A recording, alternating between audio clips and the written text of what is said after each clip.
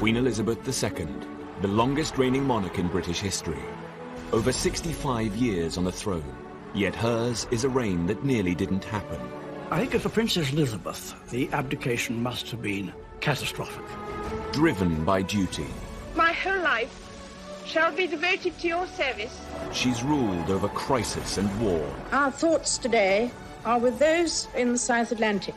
And dramatic social and technological change. Television has made it possible for many of you to see me in your homes on Christmas Day. She's seen over 12 prime ministers come and go. The Queen has a very sharp mind. She's endured the breakup of the Empire and the creation of her beloved Commonwealth. The Queen had an instinct Of what the new Commonwealth was about. Throughout it all, she's been a steadying presence. Yet the most famous woman in the world remains mysterious. This is the inside story, as told by her closest friends and advisors. I think the Queen is basically a very shy person. She's very humble, actually. She's a wonderful mimic. I mean, she's really, really funny. It's hard to imagine a world without her. She has done her job bloody well. Elizabeth, the wife, the mother, the Queen.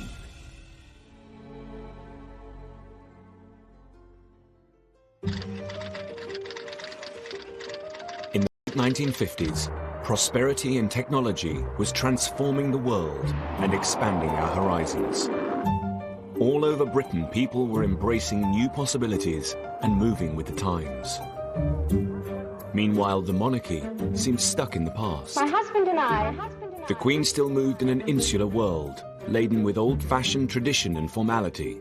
She needed to change. People were beginning to question not the monarchy itself, but the way it was presented, the way it was maintained, the form it was taking.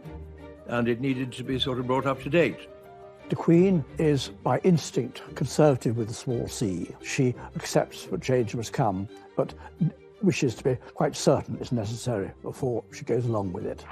The palace wrestled with the issue of how to show the Queen in a more modern light. And a solution seemed to present itself in the cutting-edge medium of television. 4 years previously, the young Queen had been reluctant to let it into her coronation.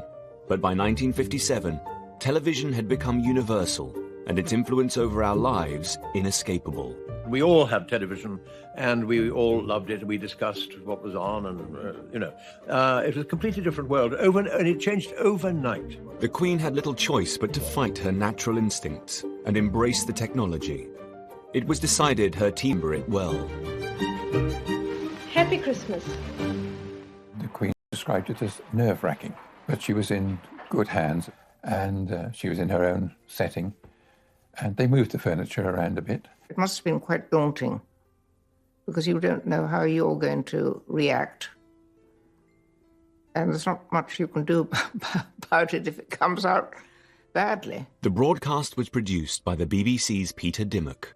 My father had asked the Queen if she would use a teleprompter, but she declined because she felt it was much more natural when she was speaking to the nation to speak to them directly without using one. Prince Philip was very much holding her hand in throughout all of this. The Queen was rather nervous, and Prince Philip must also have known that she was rather nervous. He stood behind the camera and made encouraging faces at her, not ridiculous faces, which encouraged her to relax and to smile. The broadcast was transmitted from Sandringham House at 3 o'clock on Christmas Day, 1957. 25 years ago, my grandfather broadcast the first of these Christmas messages. Today is another landmark, because television has made it possible for many of you to see me in your homes on Christmas Day. There was the Christmas tree, and there were the corgis, and there was all that sort of stuff, fine, to make an atmosphere of relaxation. But the voice was always, sort of hemmed in. There was a little sort of feeling of claustrophobia about it. One longed for it to open out, and it didn't. In the old days, the monarch led his soldiers on the battlefield, and his leadership at all times was close and personal. One can feel the strain when she's doing this broadcast. She's not sitting back and enjoying it. I cannot lead you into battle, but I can do something else. I can give you my heart. She'd got an aura of aloofness about her, which I think is probably slight self-defence. She has never found communication with the public easy. It doesn't come naturally to her. She's not a sort of glad hadder and a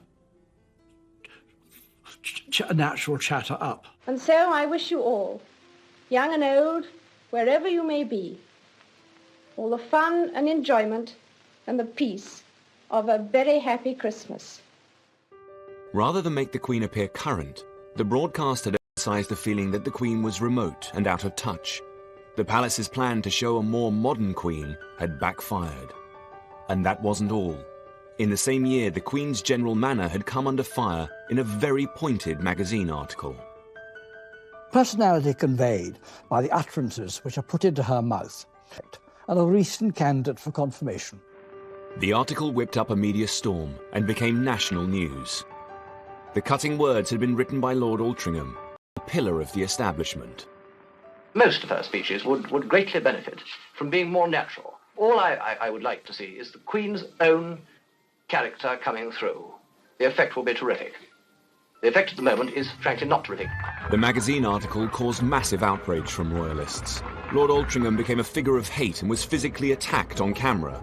But in society at large, a less deferential attitude towards the monarchy was emerging. If the court is wrong, or if the setup is wrong, or if the functioning of the monarchy is wrong, you have no choice, much as you may dislike having to do it, you have no choice but to criticize the boss. In the 1960s, television was emerging as a powerful tool to reach out to people, but its effect could be unpredictable, especially for a woman who was so naturally shy. It was a lesson the Queen would not forget in a hurry. The 1960s was a defining decade for Britain. It began to free itself from the shackles of conservatism and embrace the new era of individuality and freedom. The stiff and cautious Christmas broadcast had revealed the gulf between Queen and country. Happy Christmas. It was a concern thrown into stark relief by the very modern behaviour of the Queen's younger sister. Princess Margaret and her closest friends seemed to revel in the changing times.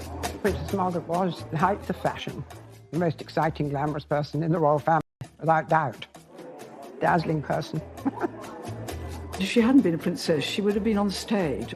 We dressed her up as Brunhilde and Mae West. She was a wonderful Mae West. Some of the things she did, rather boring, actually. And so it was a relief for her to let her hair down. The Queen was always more, of course, soberly dressed. She's a very, very serious person. She and Princess Margaret are totally different characters. Couldn't be more different, really. Nor could their choice of husbands have been more different. The Queen picked a minor royal with military experience. Princess Margaret's fiancé, on the other hand, was most irregular. Tony Armstrong-Jones was a middle-class photographer. We thought there must be some mistake. Usually they married either royal people or maybe cousins, people from the higher aristocracy, not just a commoner. Princess Margaret's ease in embracing the new decade made her extremely popular. Well, it was sort of beginning of the 60s when everything changed totally. Made it more liberated, let's say that.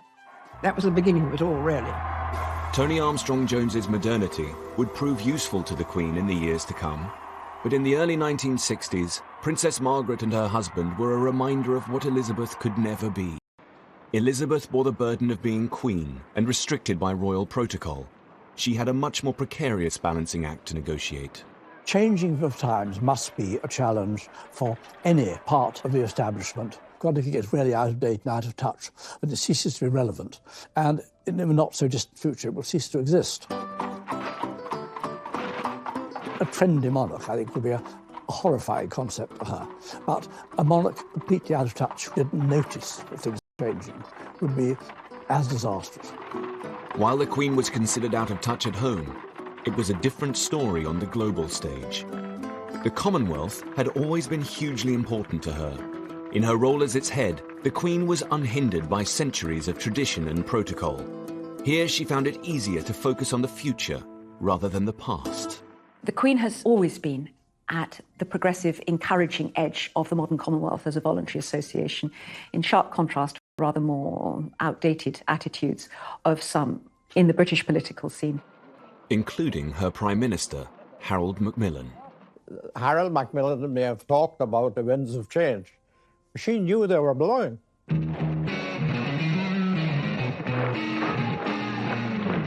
In 1961, the Commonwealth came under threat. The Soviet Union was trying to pick off nations to join their communist cause. And no country was more important to both sides than the leading African and Commonwealth nation of Ghana. There was considerable concern that the Soviet Union might acquire predominant influence in Ghana, which, after all, was seen as, from British perspective, a showcase of successful transition to independence, a strong and vibrant nation under a charismatic leader who had extraordinary influence across Africa. The Queen's priority was to visit Ghana in person. There she could exert her own form of soft power over its leader, President Kwame Nkrumah, to make sure he stayed within her beloved Commonwealth and didn't join the Soviet cause. Sonny Ramphel was Commonwealth Secretary-General. The Queen had an instinct, a real understanding of what the new Commonwealth was about. She wanted to be a real part of the Commonwealth. To do that, you had to be seen, you had to mix, you had to mingle. But just weeks before the Queen's visit, violent opposition and unrest was brewing in Ghana. The Queen was due, and the idea was to prevent her coming and to say that the country was unstable. He was adamant she must go. Macmillan wrote in his diary at the time, "She is impatient of the attitude towards her to treat her as a woman, a film star or mascot. She has indeed the heart and stomach of a man. She loves her duty and means to be a queen and not a puppet." The Queen's determination forced the government to concede. The whole of Ghana was lit by her coming. On November the 9th, 1961, the Queen arrived in Ghana. 50,000 Ghanaians were at the airport, led by President Nkrumah. There was, of course, the Ghana Army put up an impressive parade. It was big. Up to that point, she'd been a mythical figure to me. My father was invited to the reception of the Queen in our regional capital. It had the biggest crowd he'd ever seen. My father said Kwame Nkrumah himself was carrying the umbrella behind the Queen. This old man then said, yes, now I see what she really is. She's not a chief. She is the chief of chiefs. That's why Nkrumah was carrying the umbrella behind her. I thought he put it very neatly. Nkrumah looked up to her as a superior leader. By establishing a personal relationship with Ghana's leader, the Queen had ensured this important country remained a steadfast member of the Commonwealth, away from the Soviet Union's influence. People admired the courage that is called for. Bon voyage, it's time to leave. The Queen is the mainstay of the Commonwealth. If she had not given it her wholehearted support and love, it would have wilted on the vine.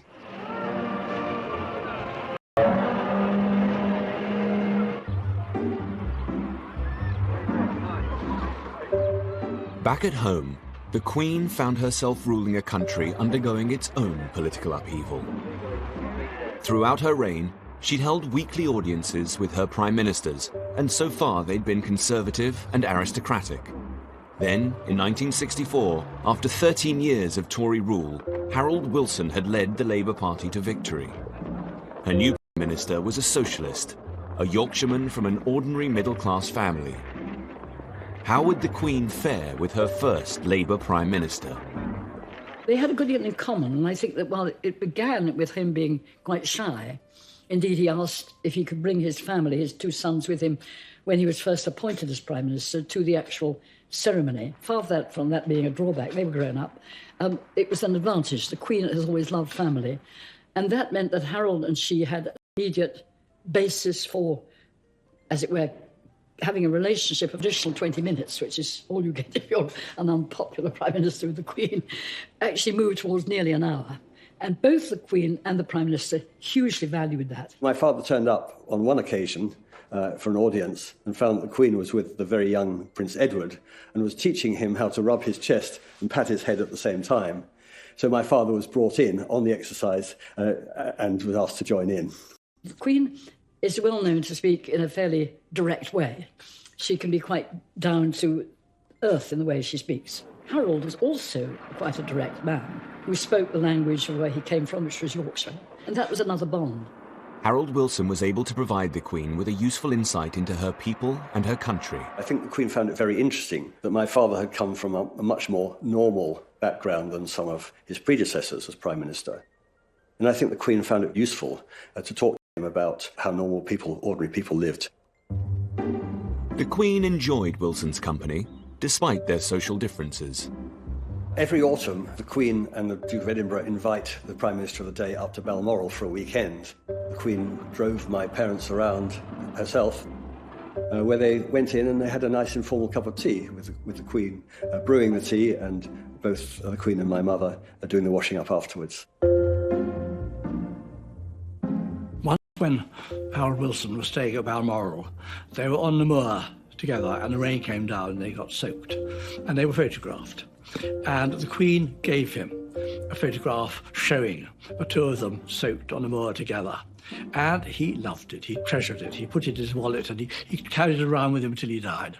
This close relationship with Wilson had a growing influence on the Queen, and it helped her in the process of developing a more modern monarchy. He always spoke of the Queen with great respect, but also in terms that were human. He was a key figure in his relationship with the Queen in the gradual evolution of the monarchy into what one might call a democratic head of state, which the Queen has very carefully been, regardless of the party of the person who happens to be Prime Minister. The Queen was taking steps in the struggle to become modern. The close personal relationship she built with leaders both at home and abroad helped her keep up with the changing times.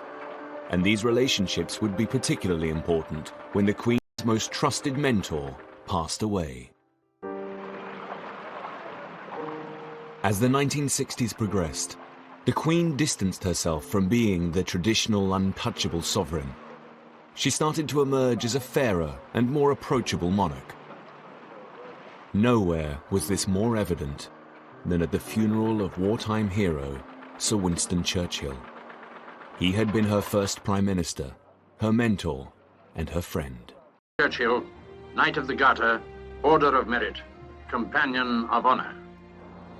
The coffin is borne by a bearer party from the Brigade of Guards. With the Royal Air Force escort, it will now be drawn by a Royal Naval gun crew to St. Paul's. Sir Nicholas Soames, Churchill's grandson, was at the funeral. My grandfather unreservedly worshipped. He loved the Queen. He really loved her. He'd been a figure in her life since she was a child, since she was a very small child, all her life, really. And then he was her first Prime Minister. The procession starts when Big Ben strikes 10:15. I was 16. I walked in the procession with my father and my younger brother, Jeremy. You see the male members of the family walking, small, sad. The Queen was obviously very sad and very moved by his death, and also a tremendous reminder of her father and what they'd been through together in the war. It was the end of an era.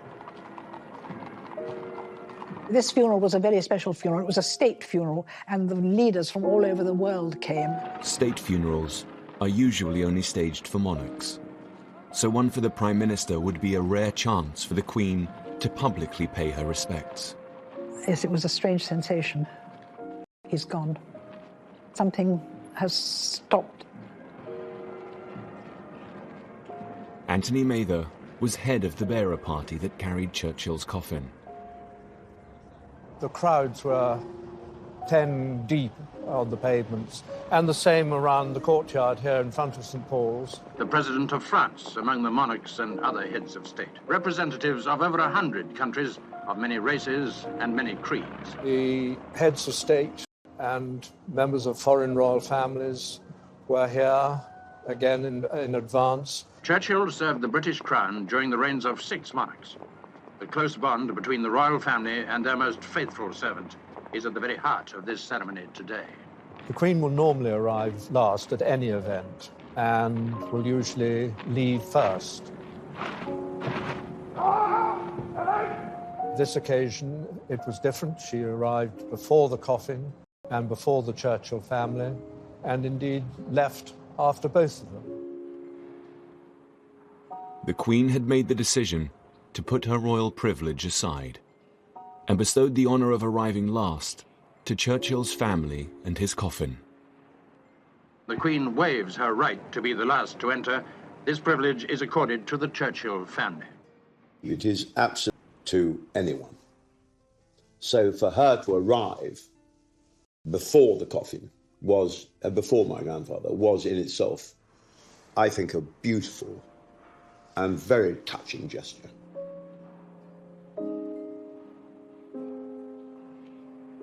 Churchill's funeral had shown the Queen could dispense with royal protocols on special occasions. Yet some traditions the Queen held on to more tightly, and she could be formidable in her protection of them. Even the humble postage stamp. When anti-monarchist Tony Benn became Postmaster General, he launched an appeal for a new set of stamp designs. It was an exciting prospect for young designers of the time, like David Gentleman. I wrote saying that they should have more interesting subjects and also that they should have no Queen's head. I'd already discovered that fitting the Queen's head on was a really ticklish problem. It would be better left off. The Queen's head on stamps, which some of the designers objected to because it took up so much of the space of the stamp for their own art to be pushed into the corners. They pressed Tony Benn, when he became Postmaster General, as a well-known radical and a well-known Republican radical, into changing the design of the stamps. I'd been commissioned to do a set of stamps for the anniversary of the Battle of Britain. The key thing about this is that only one of them has the Queen's head on it. When the post office heard about it, it was absolutely aghast. Yet Tony Benn wasn't deterred. He was sure he could persuade the Queen to break this 120-year-old tradition. Tony Benn was going to have an audience with the Queen anyway about stamps in general, and he took my designs along with him. Normally a Postmaster General would get 5 minutes, shake hands, show the stamps and disappear. But I took the Gentleman album with me, and she was on a chair, and I sat on the floor, and I opened this, and she'd never seen them before, of course. The Queen genuinely rather liked Tony Benn. He's a very attractive character, but I think she undoubtedly felt that he was a somewhat dangerous one, a slightly maverick figure, and viewed with some suspicion any idea which he was identified with.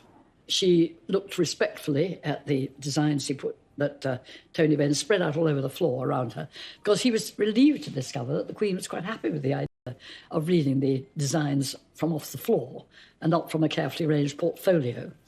And so he was very happy. He left the palace in a euphoric state of mind, thinking that he had won this great battle. Well, he hadn't. So I said, oh, thank you so much. He said, leave the album. I said, I don't think I will. So I took it away. The chaplain told me it couldn't be done. Tony Benn had seriously underestimated the Queen's readiness to change this particular tradition. In a very quiet way, the palace understood that this was very fundamental, that constant reiteration of our being a monarchy, which you get again and again every time you stick a stamp on, was something that was really very crucial. And they were determined not to yield. But the Queen, as the person who actually saw her minister, in this case Tony Benn, was not prepared to be put in a position of saying no to an elected government. What then happened brilliantly, I think, was a very clever compromise. The silhouette of the Queen's face, or the Queen's profile, which now appears on all our stamps, sometimes in black, sometimes in gold, but always there, very small, but clearly present. Since then, the design of British stamps has been fantastic. The Queen understood the importance of royal symbols.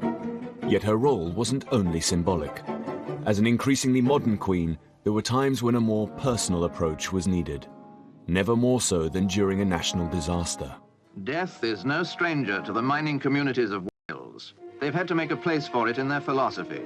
But a disaster such as this is beyond any limits of experience or acceptance. At 9:15 a.m. on the morning of the 21st of October 1966, the Welsh mining village of Aberfan suffered a terrible tragedy. Then 23 years old, medical student Mansell Aylward was one of the first on the scene. I arrived in Aberfan just before 10 o'clock. All I could see was these huge waves of what looked like lava. You know, when you see a volcano erupting and there's slow but not hot, cold stuff coming down the side of the mountain with large stones in the middle. A catastrophic landslide had destroyed the village and engulfed a school. Mansell's own relatives were among those they hoped to find alive. They'd be digging and somebody would blow a whistle or shout and everything would stop. And there'd be silence. We were waiting to see if we could hear anything. A shout went out that they'd made a cavity into one of the classrooms. So I got in and we expected, therefore, we will find people who are alive. But when I got in there, that was the thing that affected me for a long, long time afterwards, you know.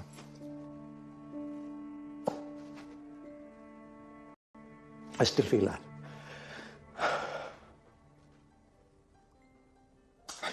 Rows of dead children sitting in the desks.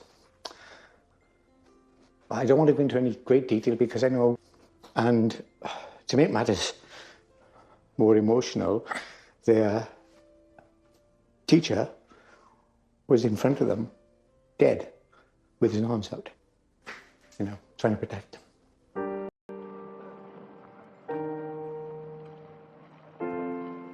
Still kept on as if, you know, we were still going to try and find people alive, and didn't happen.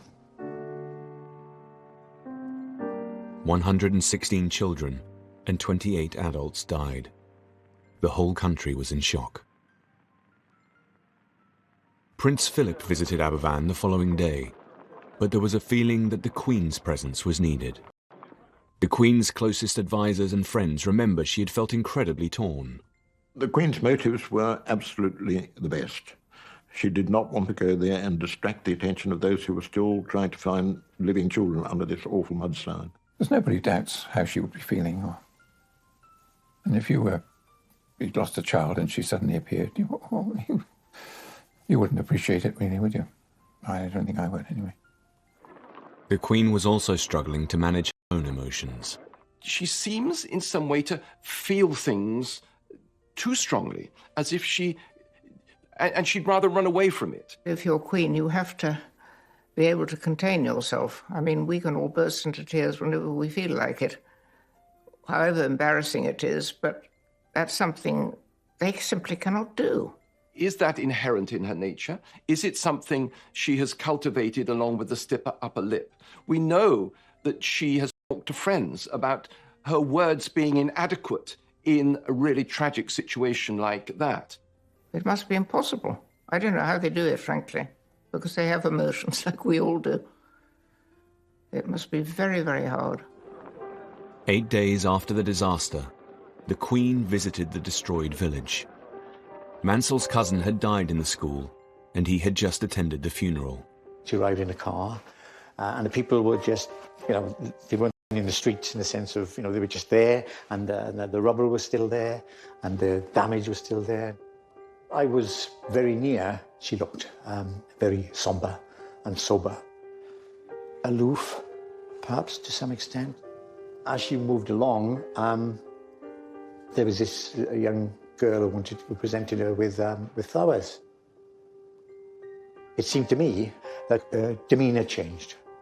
When she saw that little girl and she took the flowers, even though it was perhaps only a matter of seconds, she looked very, very distressed. There were occasions in which she shed tears in public.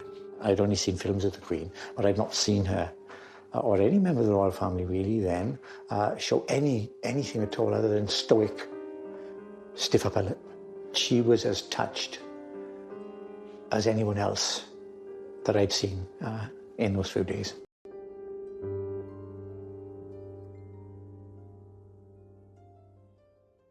I think she felt in hindsight that she might have gone there a little earlier. It was a sort of lesson for us all, that you have the need to show sympathy and to be there on the spot, which I think people craved from her. Showing her human side at Aberfan had made the Queen seem less remote. more open monarchy was going to be the way forward. Although the Queen had shown that on occasion she could connect with her people, her public image still remained largely formal and conservative. It was an impression her advisors became determined to change. And by the late 1960s, it became clear to most of them that their most powerful tool would be the press. Well, Richard Colville was the first press secretary that the Queen had. And I think it's probably true to say that he and the press didn't always altogether get on. In fact, we always used to call him the abominable no man because he said no to everything that was suggested. He saw his job, I think, as keeping the media at bay a bit on behalf of the Queen. This was not really good at a time when things were changing in society. The monarchy's like justice. It's not only got to be done, it's to be seen to be done. In 1968, the Queen replaced Commander Colville with an Australian, William Heseltine, a risk-taker who would transform the Queen's image.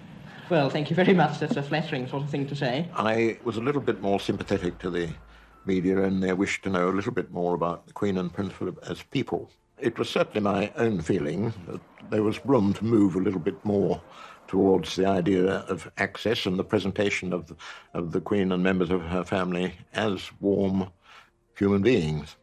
Heseltine proposed the Queen be subject of observational documentary. It was considered a radical idea.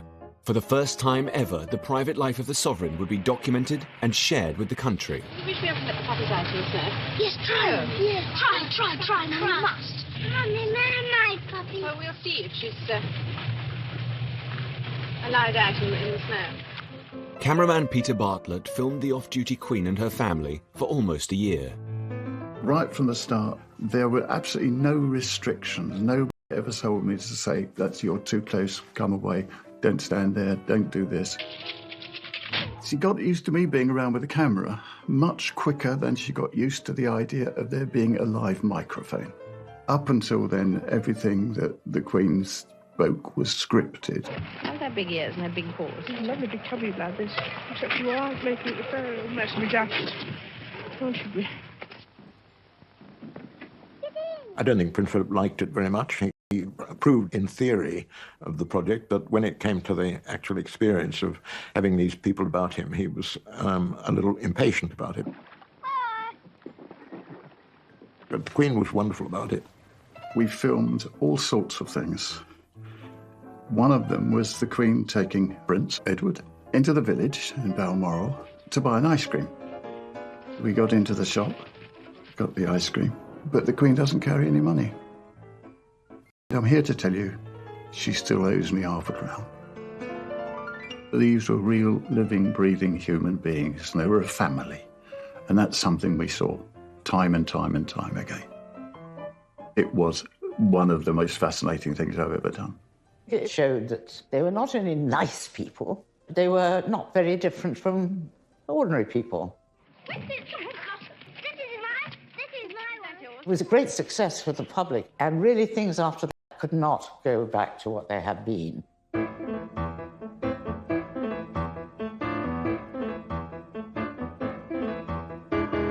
But the documentary was not a great success with the old guard of royalists. With monarchs, you want to feel there's a mystique, there's a mystery, there's something above all that, you know. And I don't necessarily want to see them barbecuing sausages. Or flicking away mosquitoes. That's not what monarchs do. I mean, I know they do, but if you see what I mean, they don't. And so I was really against the film, and I don't think it was a good idea. And looking back on it, I still don't think it was a good idea. I was never allowed to forget it. There were 3 private secretaries who were senior to me in the royal household, and I think to a man they were very wary of what was going on and pulled the reins in on me from time to time. I think he really knows better than anybody. The documentary was never aired again at the palace's request, and the doors to the Queen's private life were firmly shut. Hang out on the programme. Anybody else have any carrots? Later that same year, Elizabeth would try a different approach, one which would ensure a more accessible Queen but retain an element of mystique, a style that embraced modernity but didn't dispose of all royal tradition, and it would be put to the years ago, when Edward I said at Carnarvon, "I give to you a prince." The investiture was a really extraordinary occasion in 1969. And it was a sort of strange pseudo-medieval ceremony. A descendant of the blood of the ancient Welsh dynasties, even of the great Llywelyn. Princess Margaret's husband, now Lord Snowdon, was responsible for modernising this archaic event. Lord Snowdon, Constable of Carnarvon Castle, offers the key. And Dame Gillian's husband was the Garter King of Arms, organising the ceremonial elements. Lord Snowdon invented a new uniform for himself. It was green. He was quite a small man, and he came to be known rather unkindly as the little green elf. Full television coverage would be critical to ensure people felt a part of the ceremony. The ceremony was designed for television. The canopy on the dais was transparent so that the cameras could see through if they needed to. The design of the ceremonial garb was modern and cutting edge, including the coronet. Lord Snowdon wanted something that was different and younger and sparkier, and so this crown has got spikes sticking up, and it just isn't, it's just different. I've never seen it worn again. I don't know if it ever will be. The coronet for sovereignty. Was a very innovative, modern design and didn't really relate to any other coronet that had been made before. The coronet itself was designed by Louis Osman. The rumour was that there was a ping-pong ball inside the orb on the Prince of Wales coronet. I know it's absolutely true. There is a ping-pong ball inside the coronet. When you peeled away the gold, you could see the name Helix actually on the gold and the ping-pong ball, which sort of great hilarity. I think it's absolutely lovely. It's sort of a reflection of the 1960s where anything goes. The ceremony was watched by 500 million people worldwide. The public, they always enjoy these royal flummeries, you know. It's quite fun. They liked it. In a way, it was important that the royals did that because it did make ordinary people feel part of something bigger than themselves. And what does this all mean? Is it just an out-of-date, meaningless formality, or has something important happened? It was wonderful. It was exciting, it was stimulating, it was fun, and it was a mixture of the old world and the new. Still at Carnarvon, it has been an impressive and a moving day. Success. The investiture was a victory. I thought it was wonderful. It also brought out the great romance of Wales. It did an immense amount of good to the monarchy, and it was a tremendous success.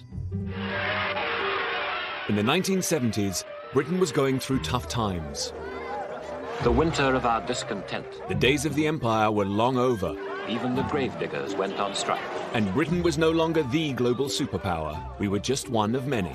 I think people were getting to a stage of feeling a failure after having been such a great power in their own right. The Queen would have to play a part in leading the country through this turmoil and help establish a new, more positive Britain. But as she approached 50, her popularity was waning. The problem for a monarch is that everyone likes a very young, glamorous monarch. Everyone likes a very old, supposedly wise monarch. But there's a period in between in which people get rather bored of the monarchy. But in the 1970s, being glamorous was not the Queen's priority. It was to provide the country with a sense of stability. She would start in 1972 by showing her support for Britain's entry into the European community with a visit to France. From Paris, it was Anton Corial all the way of the state visit by Her Majesty the Queen and Duke of Edinburgh. With the European Common Market just around the corner, the tour should cement our trade and friendship even more. Yet throughout her 5-day visit to Paris, the Queen had another, more personal matter on her mind. Her uncle, the Duke of Windsor, was dying from throat cancer. Confined to his home in Paris, he was hooked up to drips and bedbound.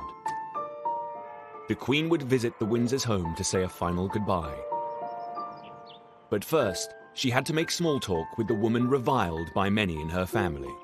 She called in and had tea with the Duchess of Windsor. The dogs jumped up, which rather annoyed the Queen because the Queen doesn't like badly behaved dogs. And they talked about anything and everything except the one thing that was on everybody's minds: the poor man dying in his room upstairs. Riddled with cancer, the Duke's strength was fading. The Queen went up to see the Duke of Windsor.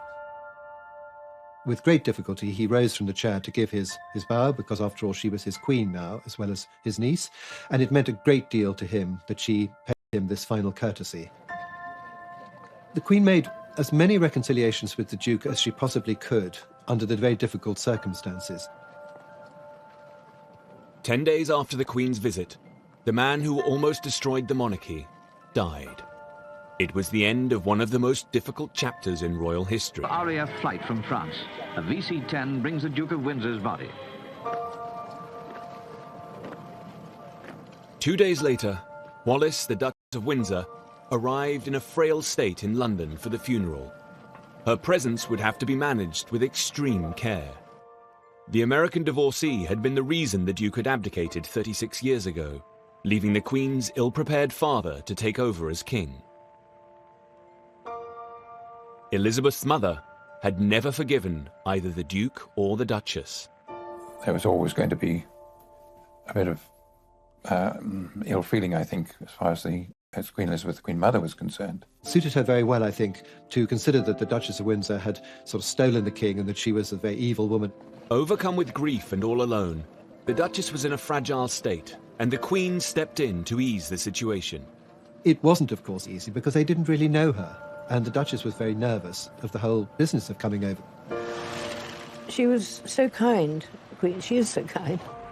She looked after her and had her stay with her at Buckingham Palace and made sure that she was happy and comfortable and had the food she wanted and things like that.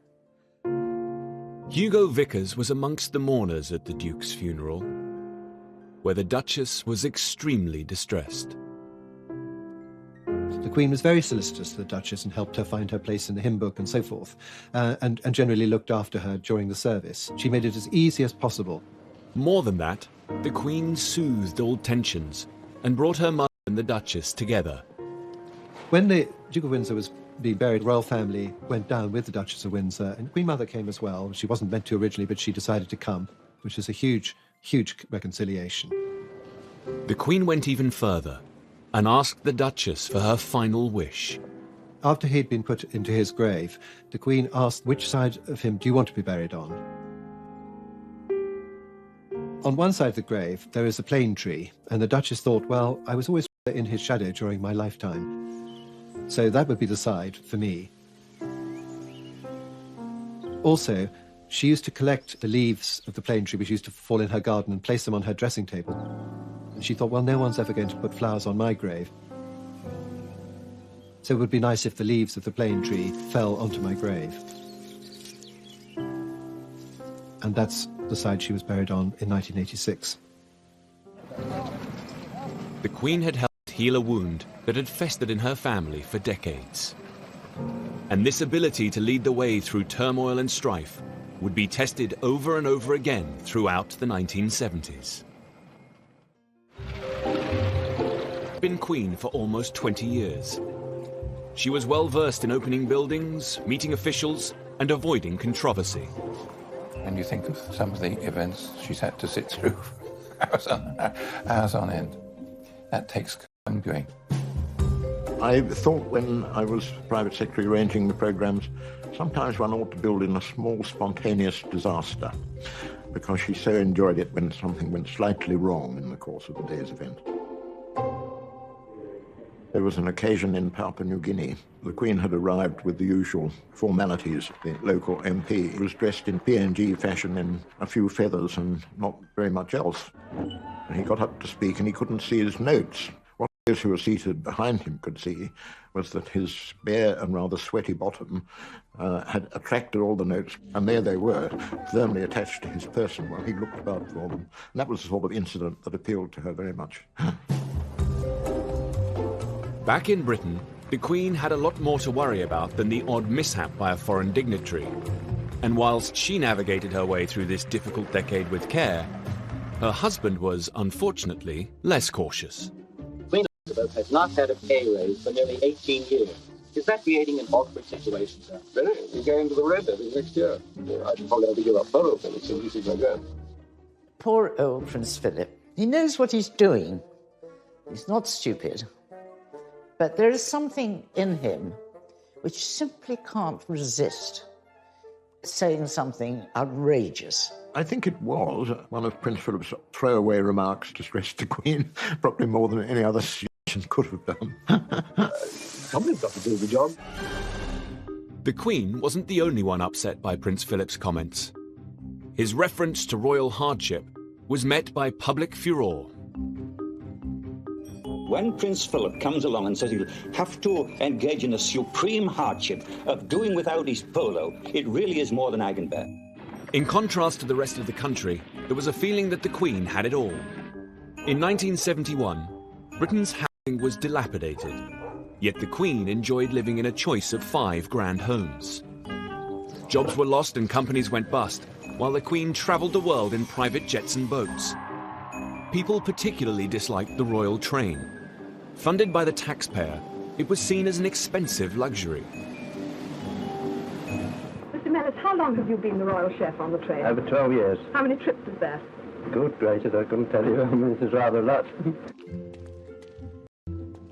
Nick Edwards shows us around the Queen's carriage, which she used until 1977. He's in charge of maintaining the royal train's high standards to this properly. The Duke of Edinburgh is his old W.H. Smith road atlas to see where he's travelling on the train. And finally we make sure the temperature's okay. The Queen likes it quite high, and the Duke of Edinburgh likes it slightly lower. The Prince of Wales likes it very cold. The Queen's old carriage was both comfortable and functional. So we go into the coach, make sure they're sleeping and bathing accommodation. This will be the only time that we go into the Queen's accommodation, just to make sure it's done correctly. Water bottles, fans, etc. Into the bathroom accommodation, toiletries, making sure everything's clean and tidy, anything that's required, tissues, etc. The royal train was the Queen's favourite way to travel around Britain. She liked not being in too much of a hurry. And of course, if you're on the train, nobody can get at you. And for those close to her, it was an extraordinary experience. One of my own experiences of travelling on the Royal train was of actually having my first and only bath on a moving train. So there's a confession. For the public, the royal train, with its custom-built carriages, dedicated staff and meticulous preparations, was an indulgent luxury, which they were paying for. The people of Britain have paid for the running of the monarch's household, close family and official duties for the past 200 years. This money is called the civil list and is set at the beginning of the monarch's reign. In 1952, Parliament decided that Her Majesty should have a sum of £475,000. Since then, the cost of living index has indicated a huge increase in all costs. By the 1970s, the Queen was struggling. The civil list had been hit hard by inflation. The cost of everything in the country in those 20 years had gone up enormously. By 1971, the Queen's finances had reached crisis point. And to continue in her role as head of state, she reluctantly went to Parliament to ask for an increase to the civil list. Neither the palace nor the government liked going back to Parliament for more money for the civil list. It didn't go down well. A cross-party select committee was set up to look into the matter. Well, it was a political hot potato. It was a thing that needed to be shepherded through quite gently. Some MPs were appalled and described the request as the most insensitive and brazen pay claim made in the last 200 years. There ought to be a cost-benefit analysis of the royal family expenditure on income. Since a civil list was a civil list, it's always been for the duration of the reign, however long. Thank you both very much. The inquiry would become the biggest investigation into the value of the monarchy of the Queen's entire reign. A 264-page report was compiled. The public needed to be convinced, public duties, that the Queen performed in the national interest and not private fripperies. And so, without any fuss or bother, the palace showed them the books, as it were. How much was spent on entertaining, visiting heads of state? How much was spent on travelling around Britain? All the sorts of things that you see being done. Everyday expenses, you might say, absolutely essential. including £1,455 on newspapers and £7,217 on laundry. There had never been such detailed exposure of the way in which money provided under the civil list was used. This really was a groundbreaking exercise. After 6 months of deliberation, Parliament agreed to increase the civil list to £980,000. But not before questioning whether the Queen's mother, husband, daughter, cousin and sister also gave value for money. One person in particular was hotly debated. Some people criticised Princess Margaret and felt that the money taxpayers' money that went was more than was necessary for her public duties. The suggestion that Margaret stop receiving funds sent shockwaves through the family. The idea of Princess Margaret, say, the Queen's own sister, getting struck off the civil list was certainly totally unacceptable to the Queen, and a Louis XIV moment when she just stamped her foot and said, "Margaret's my sister." No, the Queen stuck by her. The Queen won this battle, and Margaret remained on the civil list. Elizabeth was fiercely protective of her younger sister. And that protective attitude was about to be called on again, when Margaret became the prime target of the press. In the 60s, the readers would want total respect and gushiness about how radiant the Queen was looking. And the only thing that the press secretary did was hand out descriptions of what the Queen was wearing, as if we were blind. But by the 1970s, the old respectful relationship between the newspapers and the royal family was over. The hard times of the early 70s extended to Fleet Street. The newspapers were fighting each other for survival. It was dog eat dog, and into this situation comes Rupert Murdoch. Murdoch had bought the Sun newspaper and led the way in setting the tone of the new style of tabloid press. Murdoch, of course, changed everything. And one of the things that he specialised in was being cheeky to the royals. And everybody loves gossip. He just saw how royal stories could sell newspapers, just as he exposed women on page 3. The new hunger for scandal and gossip served only to exacerbate a difficult situation in Princess Margaret's private life. 10 years after she had married photographer Lord Snowdon, their relationship was on the rocks, and Fleet Street was awash with tales of extramarital affairs. People knew all about the rumours of her having affairs, and it was partly because she looked like a woman who'd be having affairs. But there is always denial.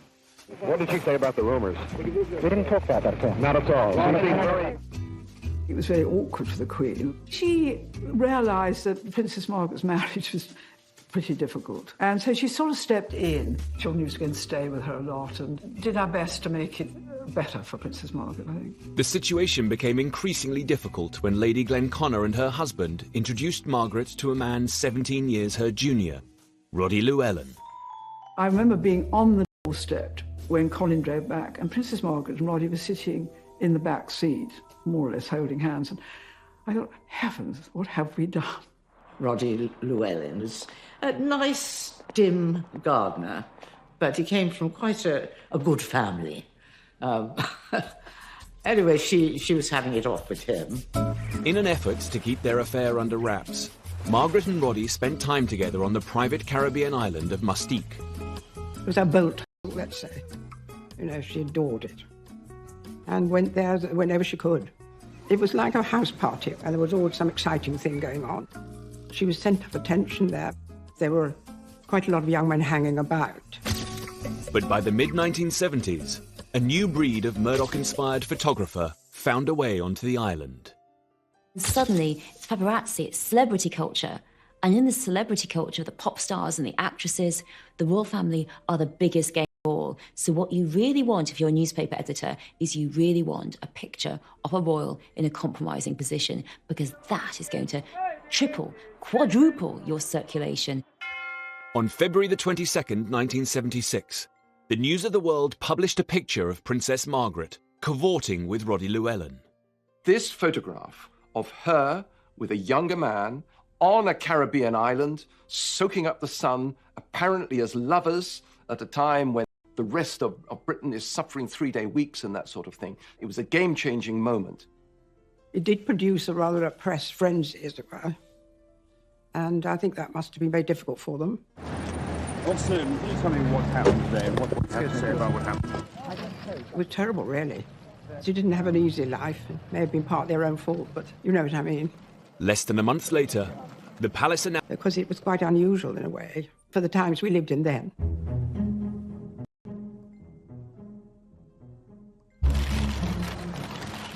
Princess Margaret's love life had been a matter of distress for the royal family right back to the 50s. The royals did not get divorced. The royals were perfect. The royals didn't have marital problems. They were the fairy tale. That was the idea.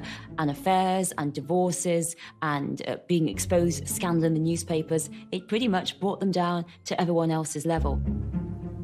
The fact that there was a divorce did change a lot of things, because if you remember, people who were divorced weren't allowed to, go to the garden party. They weren't allowed into various bits of royal ascot.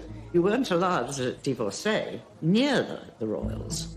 Well, of course, when the Queen's sister divorces, so they had to forget about all that. It changed a lot of protocol. Divorce from the early years has been the bugbear of the Queen's reign, from the abdication through Margaret. Yet the Queen was torn. Margaret's happiness was also very important to her. It was difficult for the Queen, and I felt rather guilty always, having introduced Roddy to Princess Margaret.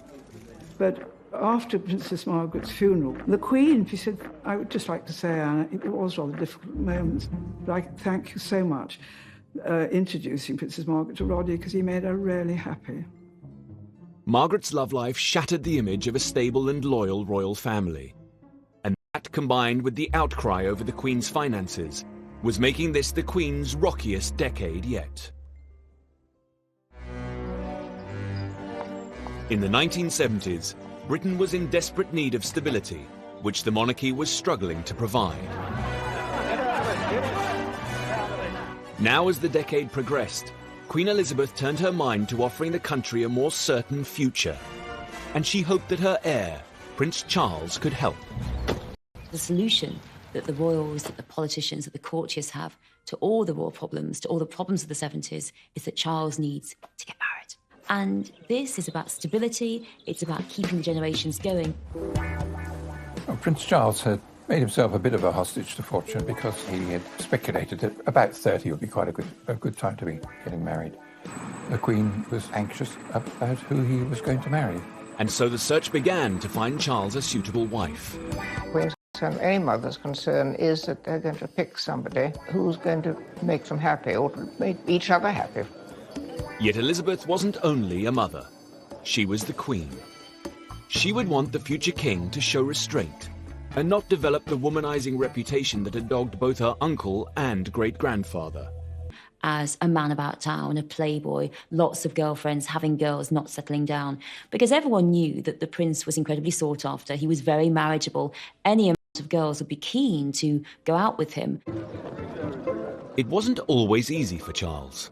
Partly because his great-uncle and mentor was very specific about the kind of woman Charles should be courting. Lord Mountbatten was a very mischievous man. He would set up plots to get Charles to marry who Lord Mountbatten wanted. He did have this problem that she had to be a virgin. You couldn't have the next Princess of Wales to have had any sexual experience whatsoever. And I said to Mountbatten, you're mad. This is the 70s. There cannot be a virgin in the land.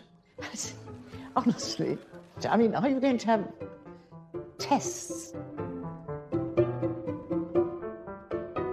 The palace fear was that if she wasn't a virgin, there would be forever scores of ex-lovers, coming out, and generally making it all rather sad and tacky. And virginity wasn't the only problem in finding Charles a wife. Some suitable girls, they didn't want to be queen. They had an experience of life as Charles's girlfriend, being followed by the press, their outfits being talked about, their appearance being criticised, and they thought, actually, I don't want this for myself. I'm buying my own lunch. The new media had created an insatiable hunger for gossip and interest Prince Charles's love life became a global phenomenon.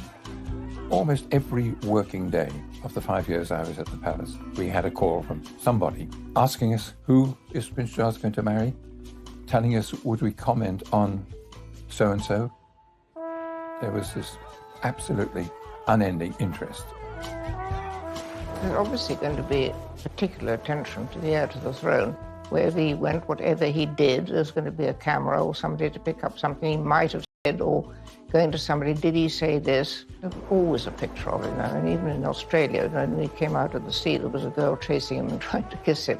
It never stopped. Much to the palace's disappointment, the 1970s came and went without even an engagement.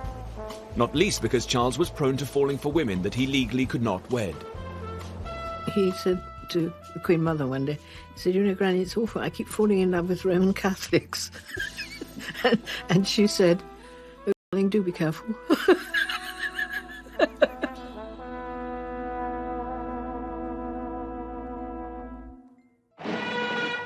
Unable to use her heir's marriage to provide Britain with a more certain future, the Queen, that involved avoiding at all costs getting embroiled in the country's political struggle.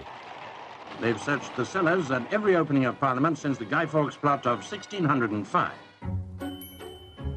Keeping the Queen out of politics in the 1970s was a job undertaken by Martin Chartres, her private secretary.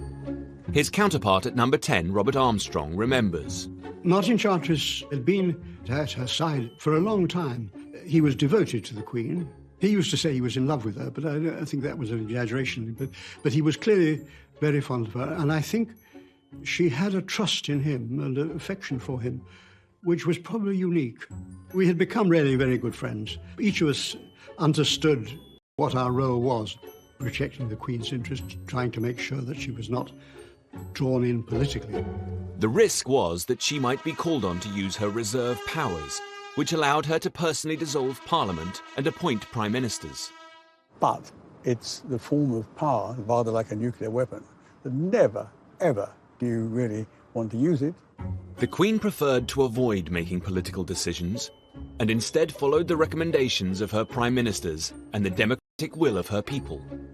And that gives her the opportunity of separating in the public view, of not getting involved, if you want, in the Parliament's debate of the day. In the back of her mind was the knowledge that her ancestors had once overstepped the mark and suffered the consequences. The Queen is the first to know that while she reigns, she doesn't rule. At the moment, any sovereign started to try and throw his or her weight about in that sense, that would be the end of the monarchy. The Queen's insistence on political impartiality was fundamental to the popularity and survival of the monarchy in Britain. In delivering her gracious speech from the throne, the Queen is taking no part in politics. The speech is prepared for her by the incoming government. Yet in Australia, where she was also Queen, her representative did use the Crown's power to intervene in politics. This nearly brought the Queen's sovereignty of Australia to a dramatic end. I knew it was a coup. It really was a coup. The most dramatic and lethal event in Australia's political history. In 1975, Australia faced a constitutional crisis. Never seen you fellas up so early. There was a political deadlock in its two houses of Parliament. You're still expecting Mr. Whitlam to give ground on this today.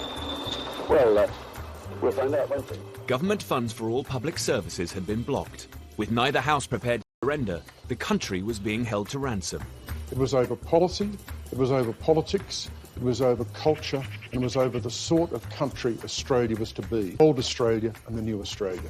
While politicians battled to find a way out of the mess, Governor-General John Kerr, the Queen's representative in Australia, was losing faith in the Prime Minister, Gough Whitlam. Kerr hatched a bold and audacious intervention. Sir John Kerr is certainly an egotist. In my view, he had trouble written all over him. And I personally would never have appointed him to be Governor-General.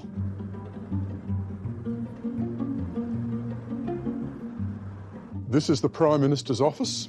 Mid-morning on the 11th of November 1975, Gough Whitlam, sitting at that desk, rang Government House, spoke to the Governor-General, Sir John Kerr, informed the Governor-General that he wanted an appointment to resolve the crisis Meanwhile, on the other side of the lake, at Government House, Kerr's plans have reached a very advanced stage to sack the Prime Minister.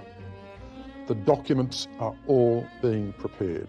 This is a constitutional ambush. I was with Gough Whitlam and Kerr the last time they saw each other in a happy way, and they were having a great old time, guffawing and laughing. There was no warning for Whitlam. Kerr broke all the conventions. Whitlam goes to Government House. Kerr, on the table in the study, has face down the dismissal letter. Kerr hands Whitlam the letter and gives Whitlam the greatest shock of his political life, the body blow that terminates his Prime Ministership, not at the hands of the people, but at the hands of the Governor-General through use of the Crown's powers. Kerr had personally sacked Whitlam and appointed a man he believed could solve the crisis, opposition leader Malcolm Fraser. It was as unthinkable as the Queen firing the British Prime Minister on the spot. Paul Keating was the youngest member of Gough Whitlam's cabinet at the time. And I said to Whitlam, we should lock Kerr up. We should arrest him and lock him up. Well, may we say, God save the Queen. Because nothing will save the Governor-General. A call was made to Buckingham Palace. David Smith, the Governor-General's official secretary, said, I'm ringing to tell you that the Governor-General has just dismissed Mr. Whitlam as Prime Minister. Oh, I said, oh. What did you say? He certainly gave the Queen no notice of what he was intending to do to resolve the situation until it had actually happened. Kerr's actions had been completely at odds with the Queen's desire to stay out of politics. We knew Kerr abused the powers that the Queen herself... For a day or two, and hoped that a political solution of some sort might have been achieved, is the matter about which I have been concerned and have still got the view that he might have done so. We know that in 1977, 2 years after the dismissal, the Palace was quite happy to see Sir John Kerr retire prematurely. The consequences involving the Crown in politics were monumental. It changed the very fabric of the Australian nation. It destroyed forever the general bipartisanship and goodwill between the parties here. And to this day, public life in Australia is disfigured by that event. The dismissal lit the fire of republicanism. Keating never forgot it, he never forgave Kerr, and always, close to his heart, harboured the idea of an Australian republic. The Australian Prime Minister flew the Republican flag. The Australian crisis proved that using the Crown's powers to meddle in politics would fundamentally threaten the Queen's position, whether in Australia or in Britain. Members of the Senate, pray be seated. It was an episode the Queen would never forget.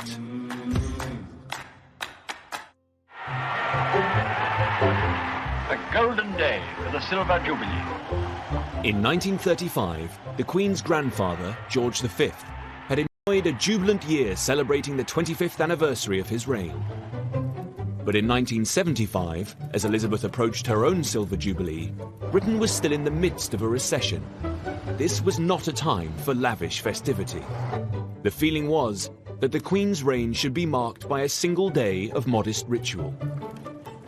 The Queen herself was very anxious there should not be any undue expenditure on it. Jim Callaghan, who was the Prime Minister at the time, took the same view that, of course, there had to be some marking of it and some celebration of it, but not at too great an expense. Then in 1975, the Evening Standard published a letter that turned the tide. It called for a Royal Jubilee Festival full of fun, froth and splendour, and received 250 letters of support. It's a marvellous letter, saying in practice that, despite everything, aren't we fortunate in having a Queen and what the royal family means to this country and our history and what we should be proud of and so on and so forth. And that really sort of got people really sort of talking as to whether we might try to have a crack at putting it together. The Silver Jubilee could be an opportunity to get Britain out of the doldrums, bring people together and unite them across their differences. 2 days later it was official. The country was going to celebrate, but not at the cost of the taxpayer. In those days, many of our biggest companies were headed by people who'd served in the last war and had a great feeling, obviously, for the defence of the realm and indeed, of course, for the role of the Queen. So the head of a company would sort of say immediately on the phone, great idea, we're behind you, with pleasure, and we'll send you over a cheque. Within about 48 hours, I realised I was on a home run. With the funds secured, the Jubilee Committee spent the next 2 years planning what would be the greatest celebration of the Queen's reign.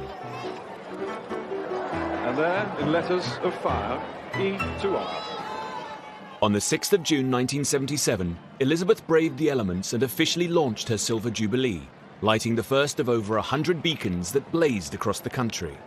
The bonfires were a way of bringing the whole country together bit by bit by bit, with the Queen right at the centre of it. The beacons were followed by extravagant firework displays, concerts and parades. The Queen was absolutely stunned, amazed by the reception that she got throughout the country, England, Scotland, Wales, Northern Ireland. She said that she had no idea that this would happen. When she smiles, it's extraordinary. She has a most amazing smile, which lifts everybody. But the real success of the Jubilee lay in the 12,000 street parties held across the country. When everything else seemed to be black and strikes and interest rates and what the world thought of us, etc., those street parties are really quite special. I mean, we love an ease up. Every now and then, the country needs to have some sort of a reason for celebrating. Street parties were thrown even in the more divided communities. In 1977, Anjula Devi and her family lived on Northcote Avenue in Southall, London.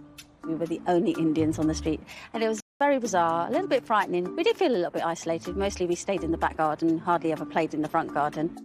The local community was planning a Silver Jubilee street party, but the Devi family had not been invited. On the morning, Dad decided that we were going to be involved because he loved the Queen. He really did. In fact, he had pictures of the Queen.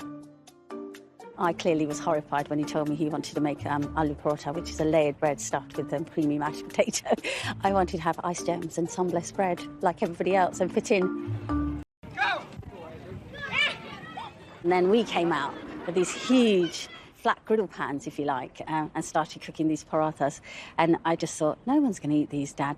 Slowly, people started to trickle over to see what was going on because they could smell something different. People started to queue up, waiting for this food. And, you know, we started to see smiles on people's faces. And then I actually quietly smiled back because I was thinking, hey, I think I could make some friends here, you know. Once divided the community.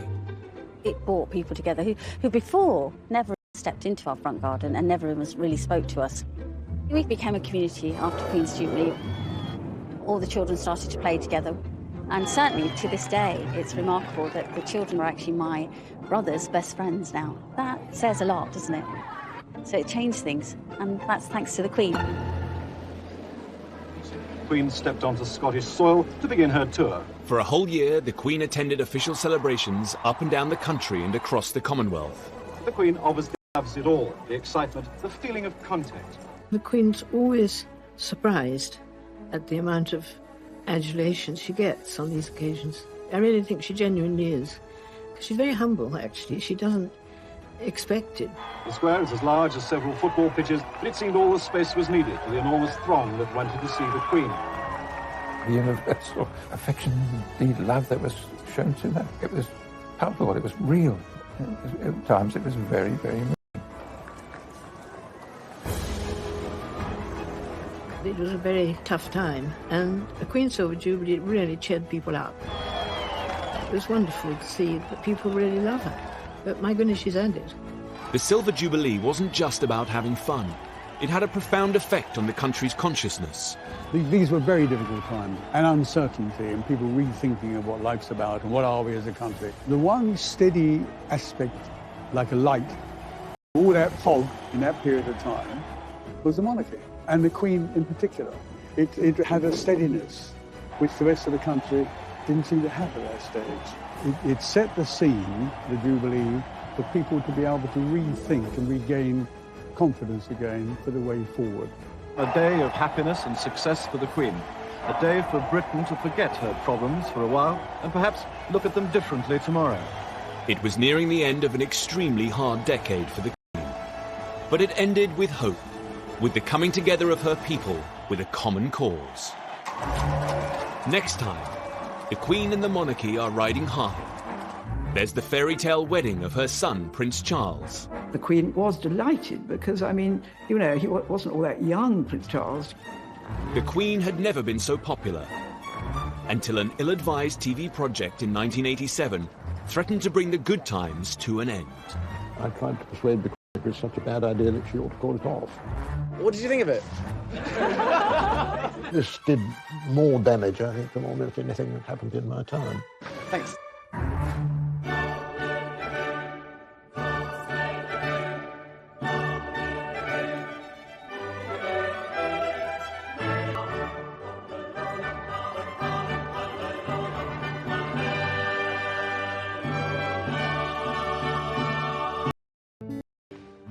Described it as nerve-wracking, but she was in good hands, and she was in her own setting, and they moved the furniture around a bit. It must have been quite daunting, because you don't know how you're going to react, and there's not much you can do about it if it comes out badly. The broadcast was produced by the BBC's Peter Dimmock. My father had asked the Queen if she would use a teleprompter, but she declined because she felt it was much more natural when she was speaking to the nation to speak to them directly without using one. Prince Philip was very much holding her hand in throughout all of this. The Queen was rather nervous, and Prince Philip must also have known that she was rather nervous. He stood behind the camera and made encouraging faces at her, not ridiculous faces, which encouraged her to relax and to smile. The broadcast was transmitted from Sandringham House at 3 o'clock on Christmas Day, 1957. 25 years ago, my grandfather broadcast the first of these Christmas messages. Today is another landmark, because